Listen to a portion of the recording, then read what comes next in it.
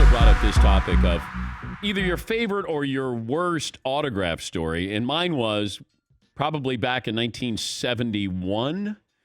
And I think I was 15 at the time. Lakers came to town, and the Cincinnati Royals were going to move. And they were going to move to Kansas City. And I got to see the Atlanta Hawks with Maravich. You got to see the Knicks when they came in. And the Lakers came to town. And I realized that, and here I am 15, I don't even know if I'll get a job doing sports, but this is what I wanted to do for a living. But in my mind, I'll never see Wilt Chamberlain again. I had Jerry West's autograph and Happy Harris. I had all Jim McMillan, Gail Goodrich, Bill Sharman, all these autographs from the Lakers. I didn't get Wilt Chamberlain's. Outside Cincinnati Gardens, buses there, the Lakers. Wilt came by. They lost to the Royals, and he boarded the bus and sat in the first seat. And I thought, I'm going to walk on the bus. My friends encouraged me. I walked on the bus. Here I am, I think, 15 years of age, 14. And he stood up and told me to get the F off the bus. And then I walked down the steps, walked outside, and then my friends go, what did he say? And I told him, that's awesome. And that was one of my worst autograph stories, obviously. Had some good ones. There was the one when Maravich came out. And at the time, you have to understand how big Maravich was. Coming out of college, went to the Atlanta Hawks. He had a commercial. He had a couple of commercials. He did one for, I think it was hairspray, and then he did one for Pro Keds. And he where he's spinning the ball in his finger through his legs. And he was a sight to see. Maravich, he comes out of the side door of Cincinnati Gardens. We're all out there waiting for Maravich. And I remember Walt Bellamy was the center. And he had a Cadillac Eldorado. And I just remember a white one. And, you had these guys that came out, and then Maravich came out. And it was pandemonium. It's like boy band pandemonium. And my friend grabbed Pete Maravich's hair. For some reason. To this day, I don't know why Zeke Campbell grabbed Pete Maravich's hair. I got Maravich to just sign Pistol on my program. And so Maravich gets in the car, and then he leaves, and then we kind of take inventory. And I was like, hey, did you get his autograph? And I go, I got it. And then my friend goes, I got some of his hair in my hand. So he showed us, he had locks of Pete Maravich, game-used hair by Pete. Yes.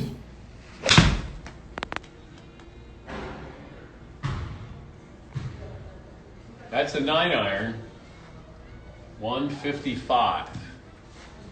Last night, I proved that, once again, no good deed goes unpunished.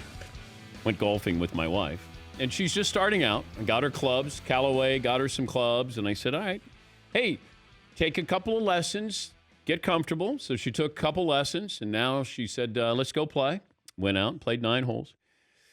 It's a great tutorial in what to say and what not to say, because it can help you. It can help you wherever you are with your wife, not just playing golf, of what to say and how to say it, and encouragement.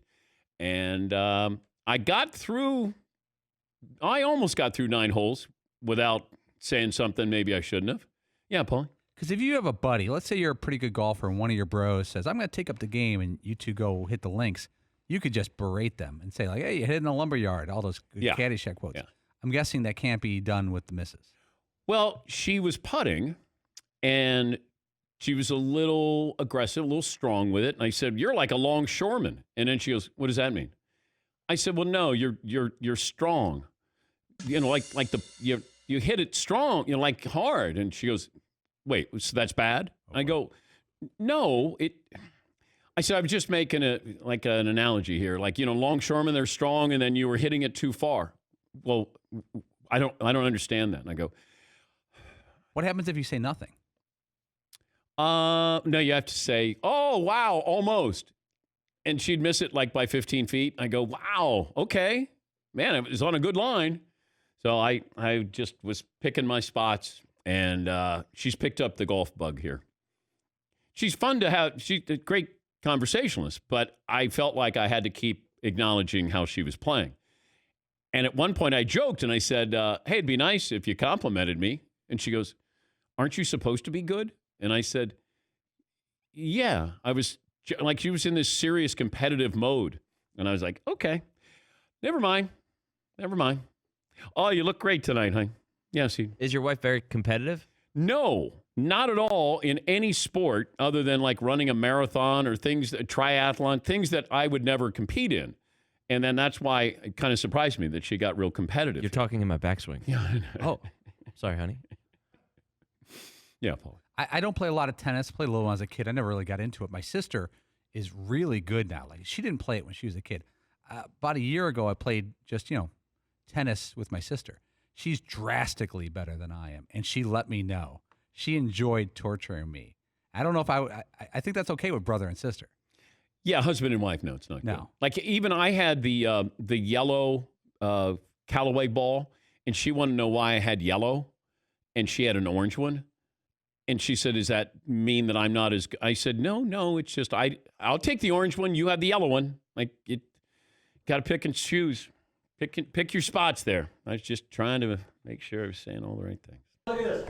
This is awesome. Is that Brooklyn Decker's dad, our wrestling guy? Yep. Wow. What? We've done so much on this show over 12 years. God. I don't You gotta even make a remember list of- that. I didn't know who it was, and I saw Brooklyn Decker. Decker's dad. I thought. But if we made a list of all the unique, strange things we've done, like you wouldn't believe like almost any of it. If you were handed that years ago, like someday you're going to be doing this, and that.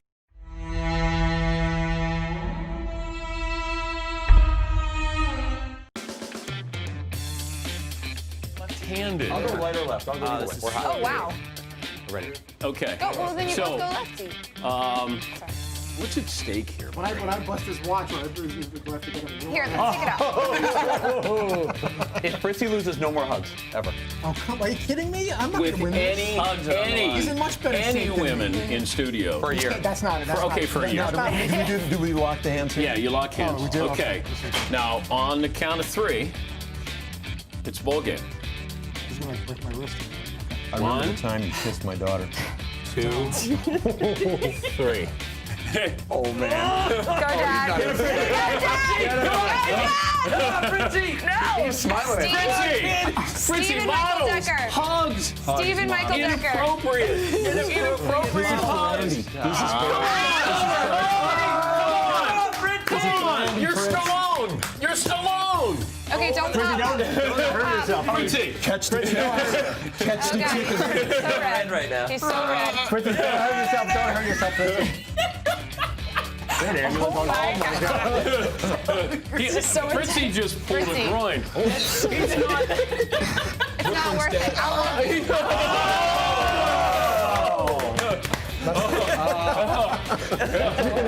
You can hug me now. You get to hug Brooklyn's dad. ice cracking down like a screen. Wow. Fritzy gave it. I can actually see. I've lost all feeling in my Fritzy, I've never seen a human so red in all my life. Oh my God. Fritzy's been working all day. You did. You did. You're a beast. Oh my my gosh. ass. Oh my gosh. Good job. I knew I was going to ultimately lose. I just wanted to last more than a few seconds. Howard Beck joins us on loan from Bleacher Report, senior NBA writer. His most recent column, Bryant to Shaq, 2 decades after one of the wildest turning points in NBA history. Lakers, Blazers, royalty recall the lob that tied Kobe and Shaq together forever, sparked a three-peat, and upended a powerhouse. Good morning, Howard. When did you decide to do Bryant to Shaq? Good morning, Dan. And let me just humbly say that without saying it publicly, I think this is one of the greatest oral histories I've ever written. Well done. Obviously I covered that series for the LA Daily News back in the day, and it was just always one of my favorite games, one of my favorite moments, that lob, and one of my favorite series. And it's also just this wonderful sliding doors moment because, of course, they were down 15 in the fourth quarter of that game and probably arguably should have lost. And if they had, there is no dynasty, and the Blazers probably win the championship, and history is much different. And I've wanted to return to this for a long time. I almost did it 4 years ago. In fact, your upcoming guest, Bob Costas, and I spoke 4 years ago when I first started poking around to do something on this. It got shelved at the time. We revived it more recently, unfortunately, for 2 reasons: the 20th anniversary of that game, and also, of course, the passing of Kobe in January. Favorite interview with this was who? Well, I got 5 players from each team, plus Mike Dunleavy Sr. Phil Jackson, I emailed a little bit, but that was it. So I got a lot of great voices. I think out of all of them, Bonzi was really great. Bonzi was a lot of fun. Bonzi Wells was one of these guys who back in the day, I think had kind of, this jaded view of him, the reputation because of those Blazers teams at the time, that he was looked at as kind of a young knucklehead and, part of that crew that was often derided as the jail Blazers, which I think is a terrible, unfortunate term that still unfortunately lives. Bonzi was wonderful. He could tell you all of the pain and anguish of being part of that collapse, but in a way that history and time has given him the perspective of it. He was candid. He was fun to talk to. He told me this great thing that did not make the piece, which I just want to throw in real quick. He said that before Game 7, which on a Sunday, that night, a Saturday night, he says, I went to bed at 10 o'clock.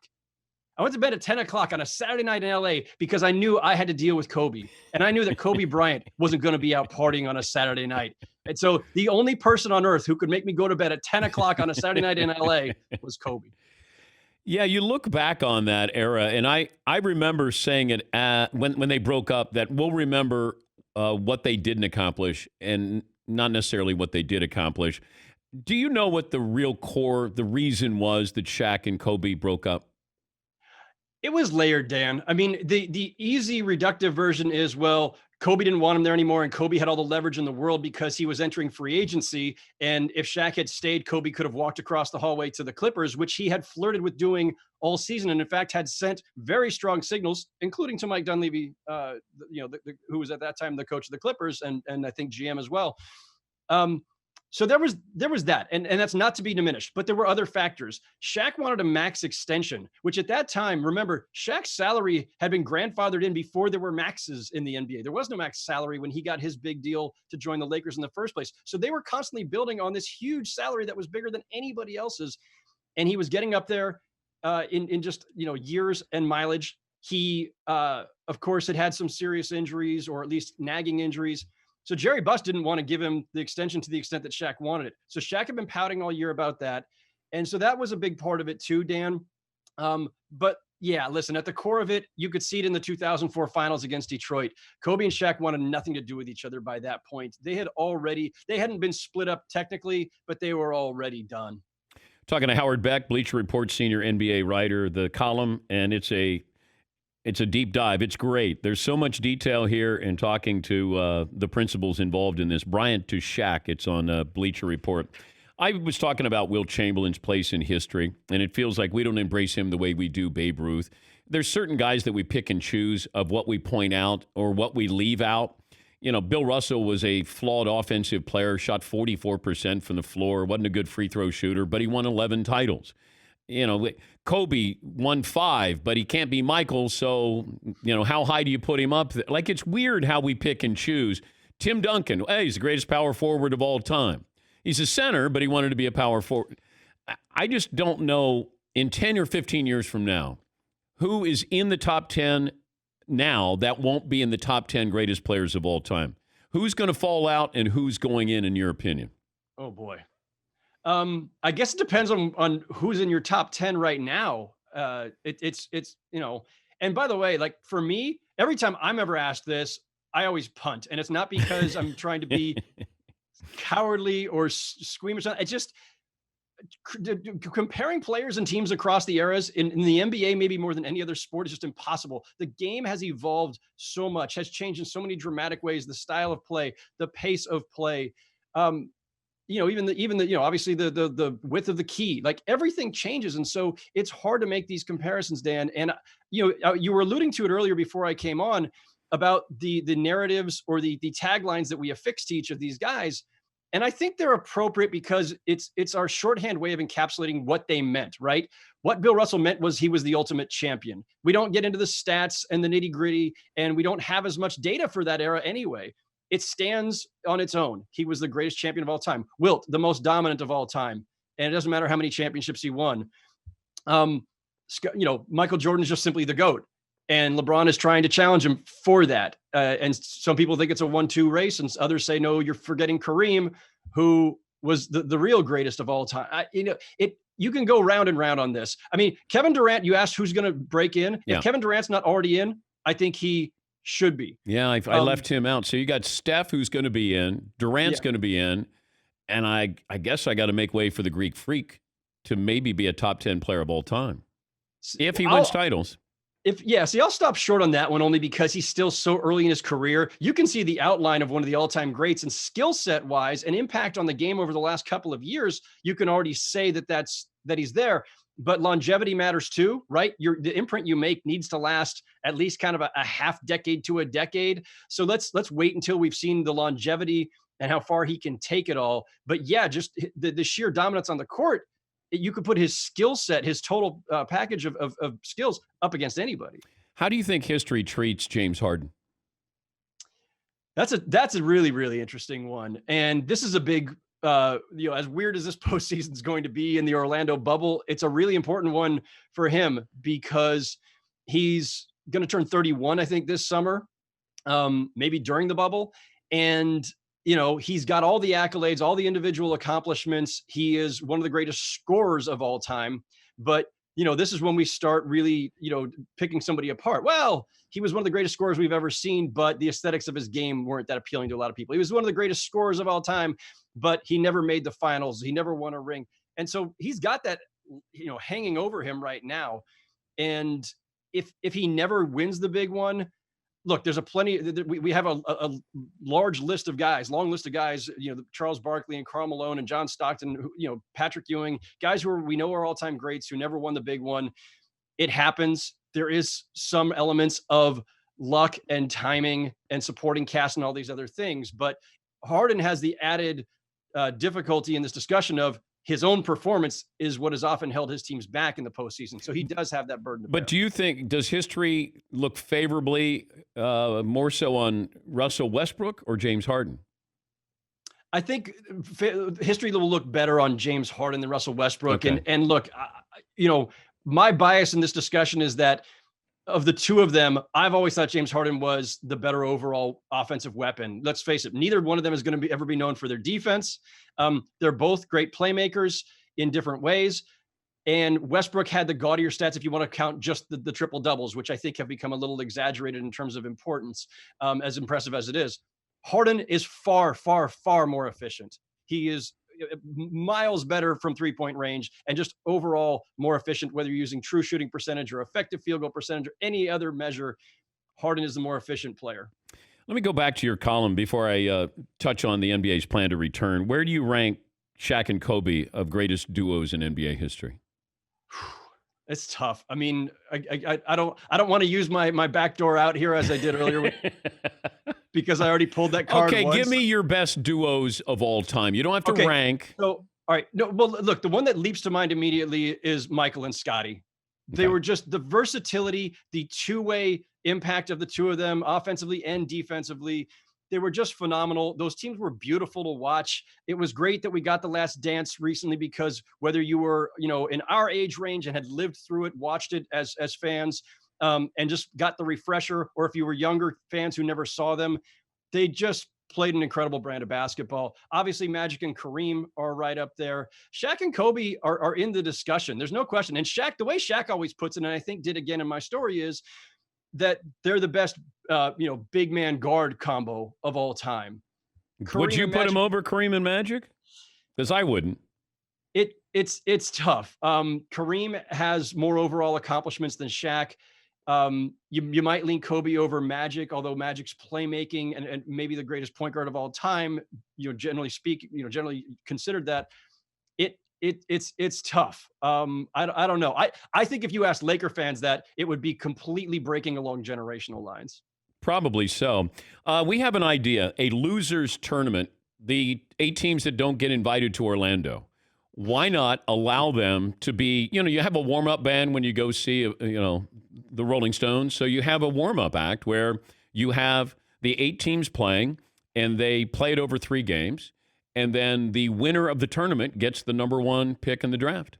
Single elimination, number 1 pick in the draft, and it's a losers tournament. We eliminate tanking here for good, Howard. So this is not just for 2020. This is in perpetuity?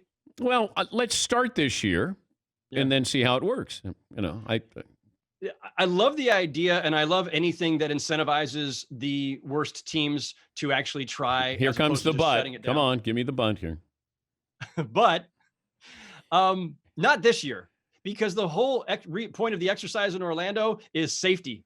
And so the reason we're going 22 and not 30, and frankly, I think it should have been 16, is that more bodies, more teams equals more risk, more tests, more everything. So if you now take the other 8 and put them in their own bubble somewhere and have the losers tournament, you've got to deal with all the coronavirus concerns all over again. There's my buzzkill. What a buzzkill. I'm sorry. The team to beat when this tournament starts is? The Lakers. They have LeBron. They were the team with the most momentum going into the suspension of the season. They had just beaten the Bucks and Clippers over that prior weekend. And, I picked the Clippers back in October, Dan, and I still feel like top to bottom, the Clippers have the overall better depth collection of talent, and they've got an element in Lou Williams that the Lakers just don't have. They both have a top 2, but the Clippers have a third guy who can drop 25 on a given night. The Lakers just don't. And so I still lean that way intellectually, but the Lakers had the momentum. Now, does momentum get you from March 11th through this massive gap to July 31st?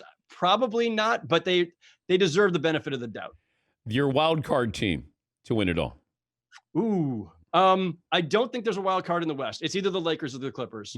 The Rockets, you don't think? See, I looked at the Rockets and said, if they happen to capture magic in a bottle here with their small ball, then they're the team that I would be I would look at them as the outlier here in the West.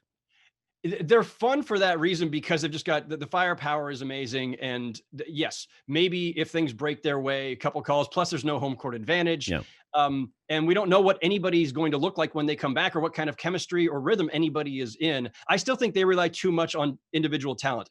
James Harden's going to score this time. Russell Westbrook's going to score this time. There's no real collaborative effort there. And that's what breaks down in the playoffs. If you are a superb individual talent, but the rest of the cast is not involved, there's so much isolation play. I think that's where it breaks down for the Rockets. I think the sleepers are in the East. If the Bucks are going in as everybody's, kind of agreed upon favorite, and they should be, Toronto's really strong, even without Kawhi. They've had a phenomenal season. I love the Celtics' young talent and the way they were coming together. I wouldn't put it out of the possibility that pick one, Howard. You get one. Come on. Okay, it's Toronto then. Okay. They're the defending champs, so that feels cheap, but they're the defending champs without the MVP of the finals. Yeah, I liked Boston. I guess Philadelphia, are they an outlier here? I think Philly is in the East what the Rockets are in the West. A lot of question marks, but the talent is there. And now that they've had all this time for Simmons and Embiid to get healthy, there's a shot. He's Howard Beck, Bleacher Report's senior NBA writer, and it's a great read. You don't have to be a Laker fan. If you're a Blazer fan, you're not going to enjoy this, but it's called Bryant to Shaq, and it's on Bleacher Report. Howard, great to talk to you again. Are you going to Orlando? Still weighing that right now. I'm not going to go in for the bubble because that requires that long lockdown and way too much time away and very little payoff in terms of access. I'm weighing whether to go just for the finals, but that would probably be it, unfortunately. Good to talk to you. Thank you, Howard. Appreciate you, Dan. Thank you. Bob Costas, Hall of Fame broadcaster, and MLB Network has launched a new series. It's called Sounds of Baseball, co-hosted by Bob and Tom Verducci. And you look back on some of the greatest calls, moments from great broadcasters. Vin Scully was featured first, Jack Buck, Bob Hueker, and others will follow. Bob joining us on the program. Good morning, Bob. How's your morale? Not too bad. Not too bad. All things considered, we're kind of getting used to it, just waiting it out and seeing what's going to happen. But you're waiting for baseball to come back. What do you do all day?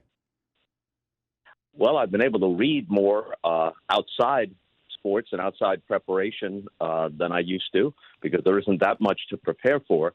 We spend so much time, I'm sure we're very much alike in this respect, reading newspapers, reading magazines, not enough time to delve into books. And over the last many weeks, I've been able to do that. I'm doing what a lot of people are doing, catching up on stuff that's on Netflix or old movies or whatever it may be. And, that's pretty much it. Watching some of the archival games that show up on the all sports networks.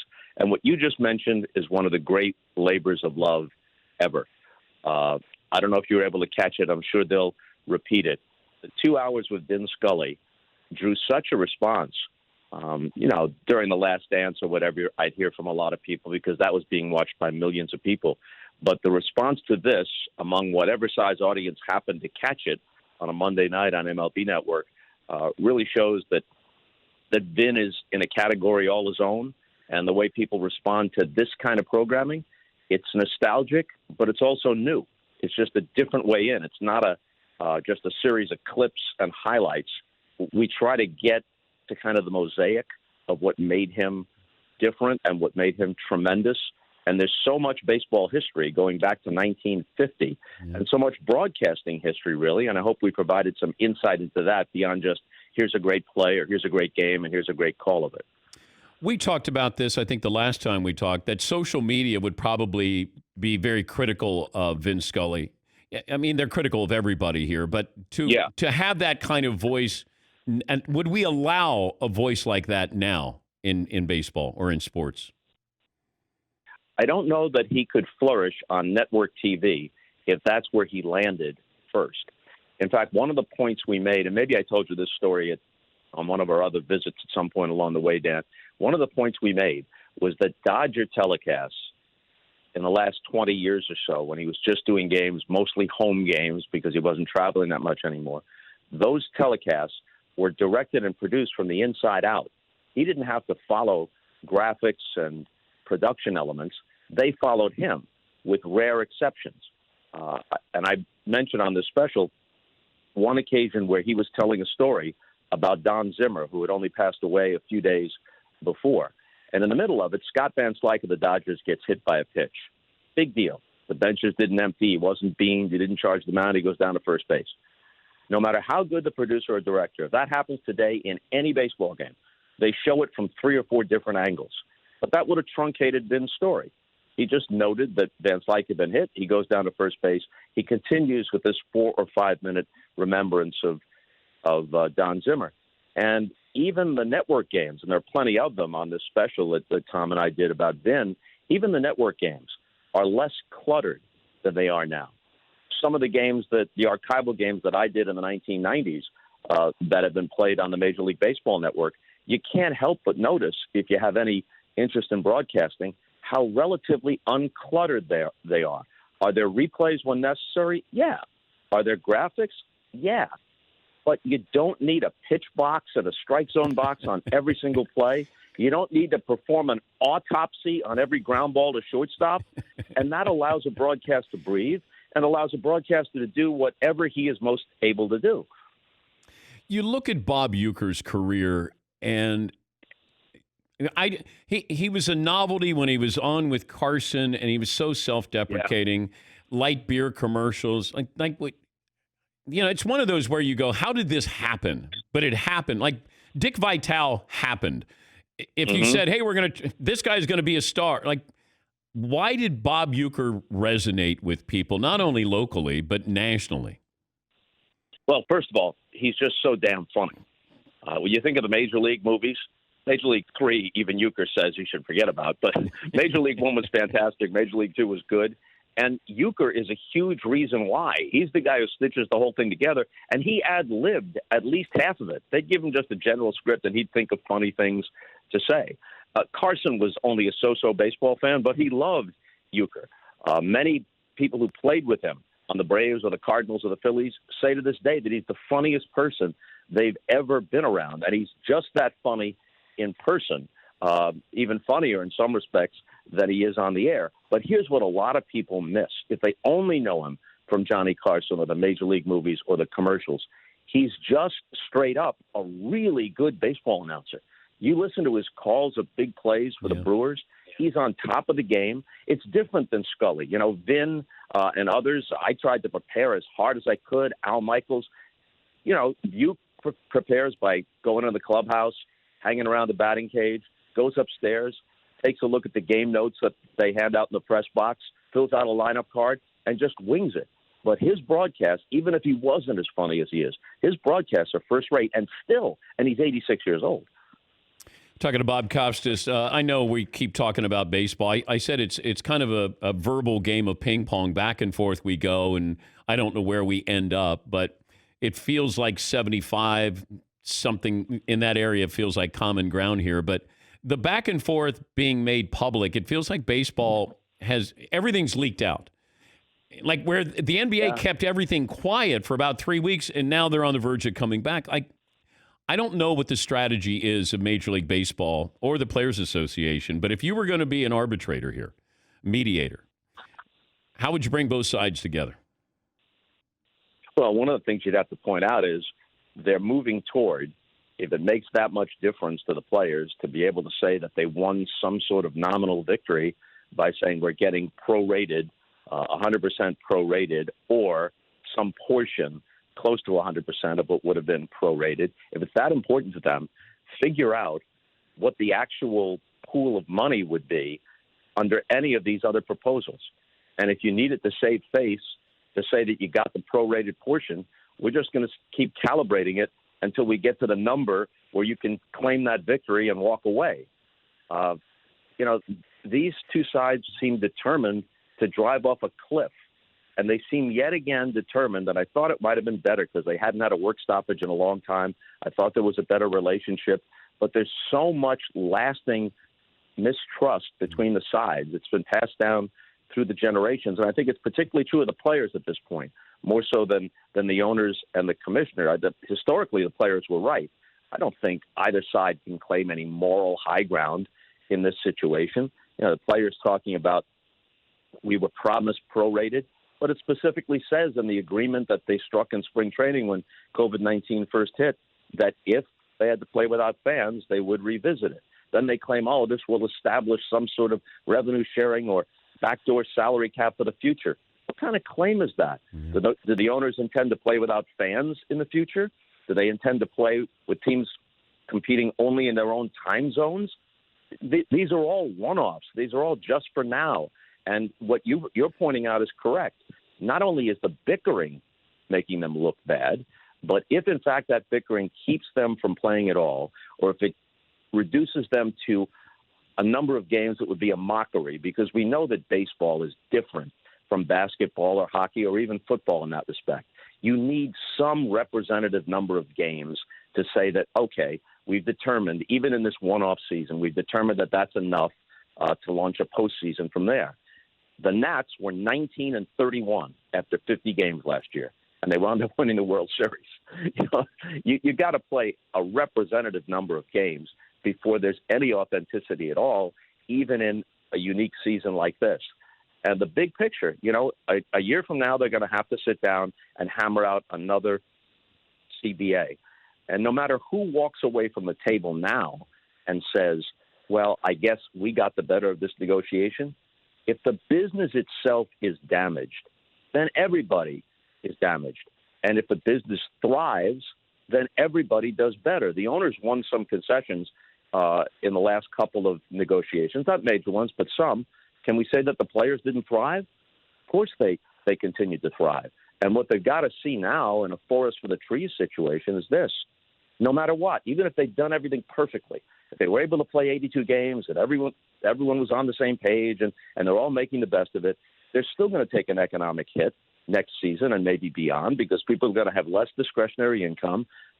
Some will be less willing to come to games, just as they'll be less willing to go to concerts and other gatherings. There's going to be an economic hit.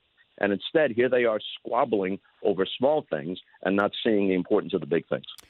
Our poll question is over-under 75 games for baseball this season. Where do you stand? That seems about right. That seems, if you're talking about an over-under. Could it land under that? Yeah. I take the under. Oh, okay. I'm not saying it won't be 75, but it'd be very optimistic to land higher than 75, I think. Percentage that we don't have a season this year would be what, in your opinion? Small, but not impossible. 10%, 20%. Yeah.